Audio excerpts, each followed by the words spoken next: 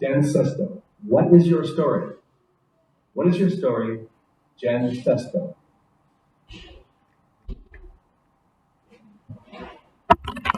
That was a good one, huh? I know, right? Fellow Toastmasters, dignitaries, and guests, I have a confession to make. I told that joke over and over and didn't get the punchline. The joke is, what do you call a cow with no legs? Ground beef. Well, of course, ground beef. But I didn't get it. Then one day, I'm telling the joke to a group of friends. I see in my head, cow, no legs, on the ground. I got it. I hunch over laughing. I'm snorting. My friends stop laughing. One of them says, Jen, it wasn't that funny. Gasping and wiping tears, I tell him, yes it was. I just got the joke. There's a point to that story, but I'm going to share another one with you. It's a story about a dress I bought when I was in high school. I absolutely love this dress. The fabric was a thin sweatshirt material. It was light gray, with big red buttons going down the back. I wore matching earrings, bracelet, and I strode across the room in 4-inch red heels. I didn't think I knew I was all that. But it didn't quite fit right. I didn't care, but it always hung a little lower in the back and dressed a little high at the front. Fast forward some years later, I put the dress on, look in the mirror. My 25-year-old self says, so, what would it look like if you turned that dress around? I don't know. Let's try it. Pull my arms out of the sleeves, turn the dress around, buttons are down the front, look in the mirror. It fit perfectly. Oh my goodness, I've been wearing this dress backward for 7 years. There's a point to this story too. But hold on, just one more. Most people don't know I'm a Dallas Cowboy fan. Have been since the 4th grade. Why Dallas? Because I saw the Dallas Cowboy cheerleaders on the Love Boat, and I was going to be one of them. To like the team you're going to be a cheerleader for, right? In early January, I sat down to watch a game. I was overwhelmed by my to-do list, so I decided to just chill out and take my mind off things for a bit. Unfortunately, I was quite distracted. I wasn't able to focus. I didn't know what the score was, where they were on the field. I didn't even know what the announcers were saying. And then the strangest thing happened.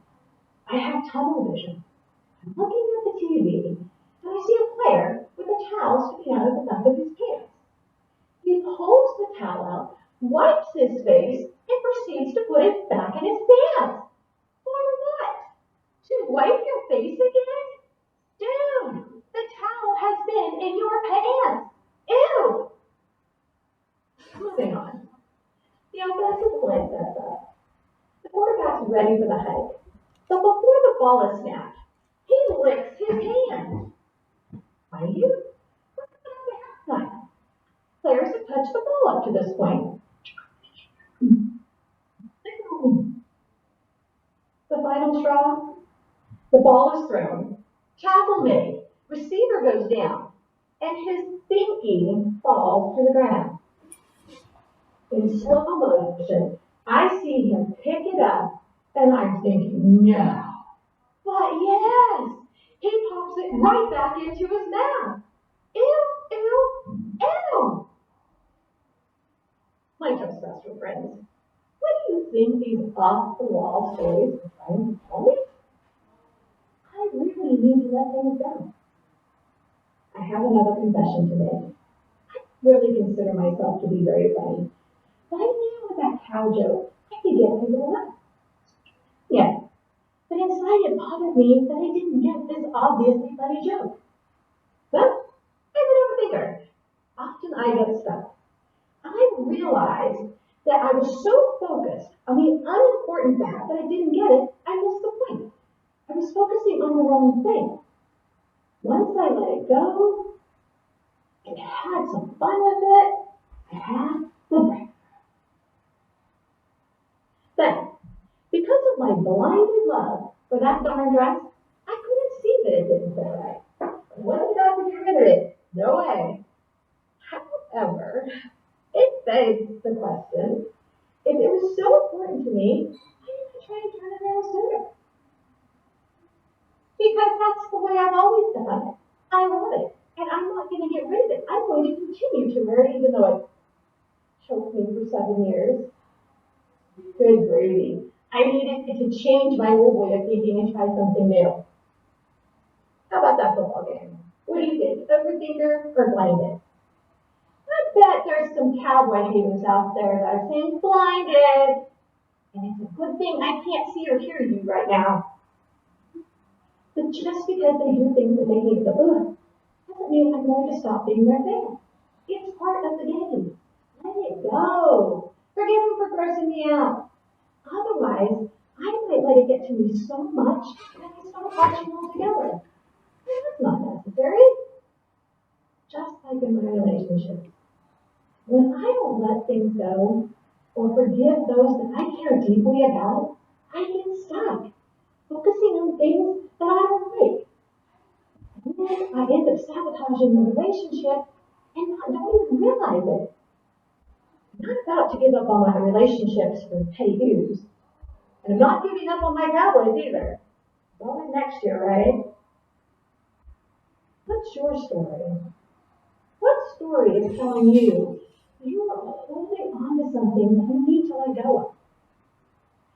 What are you overthinking that you need to make a decision? Are you focusing on what's truly important, or are you both?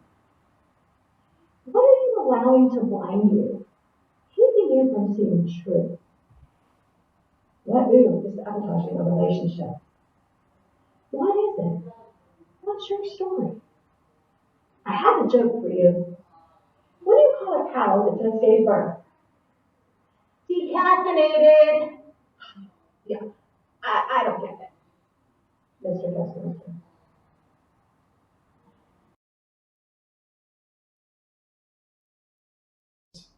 Genevieve Navarro.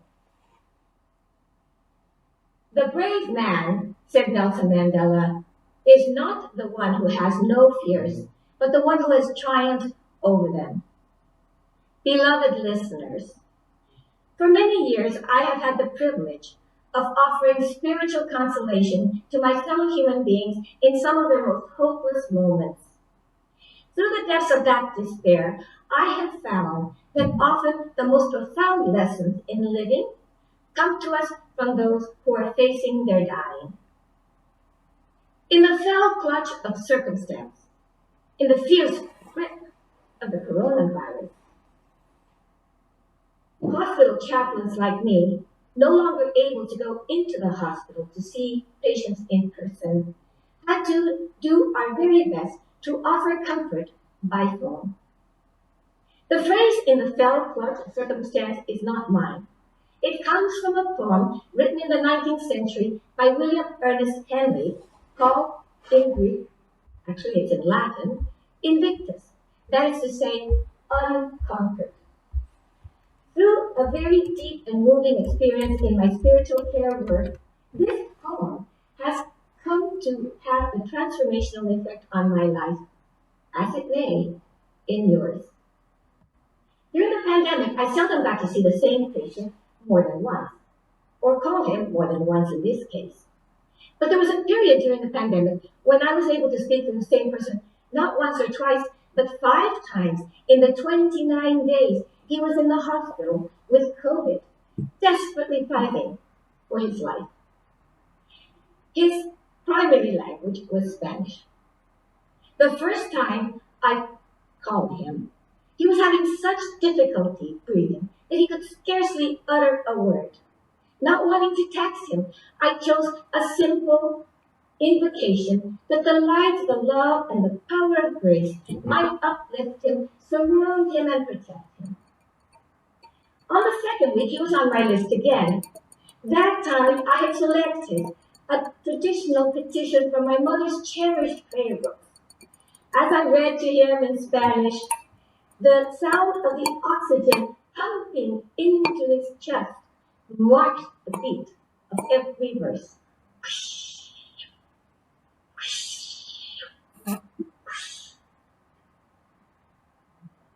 On the third week, when I checked my schedule, he was there again.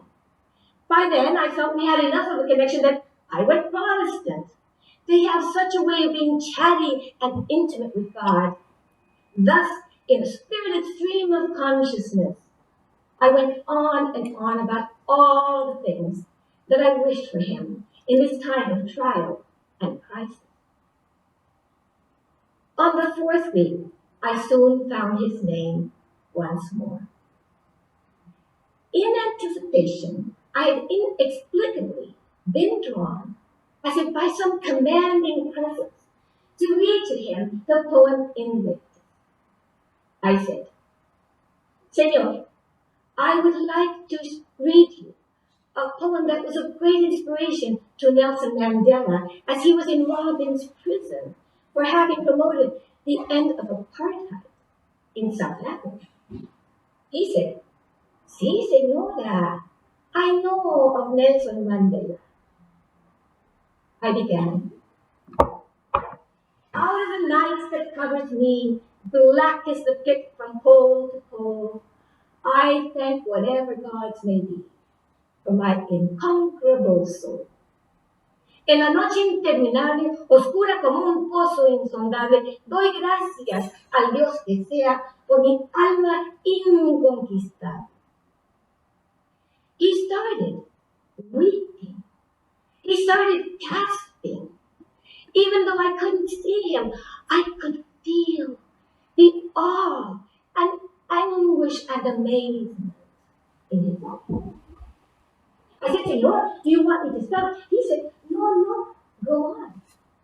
So I read the second stanza, and I read the third stanza, and I got to the fourth stanza. It matters not how straight the gate, how charged with punishments the scroll. I am the master of my fate. I am the captain of my soul. Soy el capitán de mi alma. Soy el amo de mi destino. In his haunting voice, he then said, Senora, I don't know how of all the poems and prayers and petitions there exist, you chose to share that one with me now. I have been reflecting through these endless days. If I am given the gift to leave this place alive, I will go home. I will make connections. I will make amends. I have come to know how precious is this life. But I want to tell you why this meant so much to me now. On the night that I was brought to this place, destined to go through these travails, I had been watching a film called Invictus. It is a story of Nelson Mandela. And I heard those words, Soy el capitán de mi alma. I am the captain of my soul. I am beginning to have hope. I am beginning to see tomorrows. The fifth time that I spoke to him, he had been moved to a regular care ward. He told me again how much it had meant to him that those were the words we had shared. Words written in 1875 by William Ernest Henley that had inspired Nelson Mandela in his work of liberation, and that decades after that, supported this valiant man as he worked and struggled for one more breath, and one more breath, and one more breath. On that last day, he said to me, Senora, I don't know how to thank you, and I am infinitely thankful to my God. I have been told that I will be discharged today. I am going home. In the deepest sense of the word, he had become invictus, unconquered. Contestant.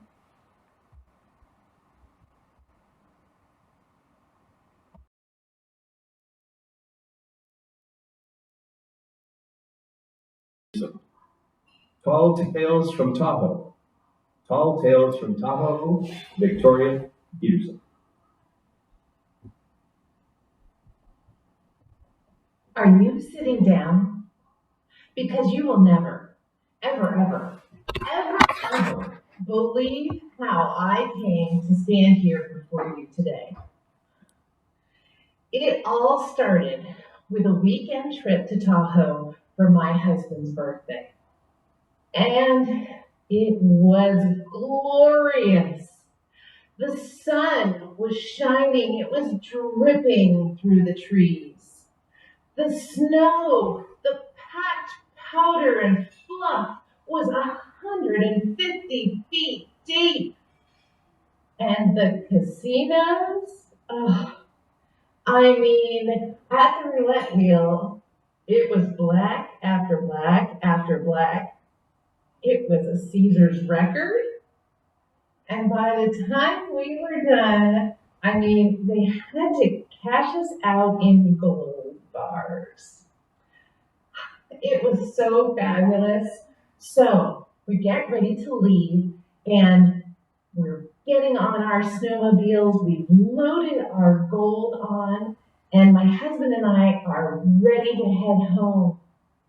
We start off into the forest, excited and looking forward to our adventure.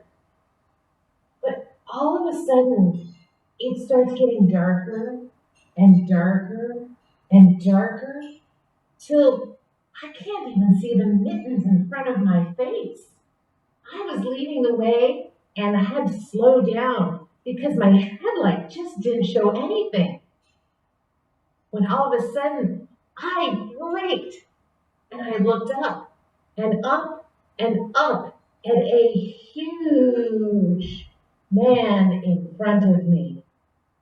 This giant started yelling at me, epithets and words I didn't understand. But I certainly did understand when he got to the last part, and he said, "And you are cursed."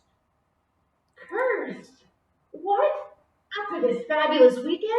I don't think so. I started my snowmobile and I gunned it as fast as I could. I went over his toes and headed up the mountain. I went so fast I didn't even look behind me to see what was happening. I went up and up and up, and just as I got to the crest of the mountain, thinking I was safe, I realized that the crest of the mountain I was on was only this wide. And I started down the other side and I started picking up speed. And there was a lake ahead and I didn't know what to do. I couldn't stop. So I thought, well, if I hit it fast enough, maybe I'll get over. And that's exactly what I tried. I hit the water spread, splaying out just like Moses through the Red Sea. And I thought, great, with this luck, I will get all the way to the other side. But just then, I hit something, and I went head over heels, flying through the air, and landed on a rock. Oh, well, that wasn't too bad. I'm on dry ground, and I didn't even get my new boots wet.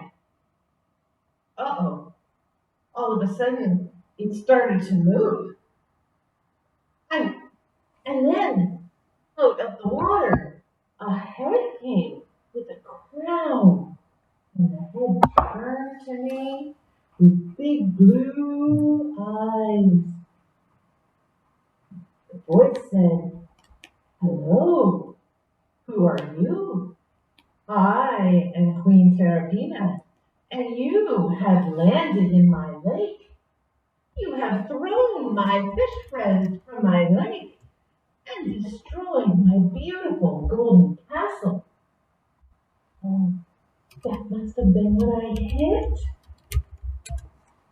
She said, "You must pay for this." And she started taking me over to the shore. Well, that was good. and she shook me off, and I landed on the sand. I didn't know what to do, but all of a sudden in the distance, I heard another snowmobile. It looked like Santa Claus. It had a big bag and was wiggling around. He pulled up to the shoreline and threw the bag out. All the fish went back into the lake. He started coming closer, and I realized that was my husband. So he came up, and the queen was very pleased. She said, "You have brought my friends back. Thank you. And do you know this person? Did you what she did to my castle? How will you fix the gold castle?" Well, we thought his sled had the gold on it. Wouldn't that be enough to fix your castle? Oh, that pleased her even more. She said, "Yes, please." So we unloaded all the gold. I said, "Thank you for the ride to the side of the lake."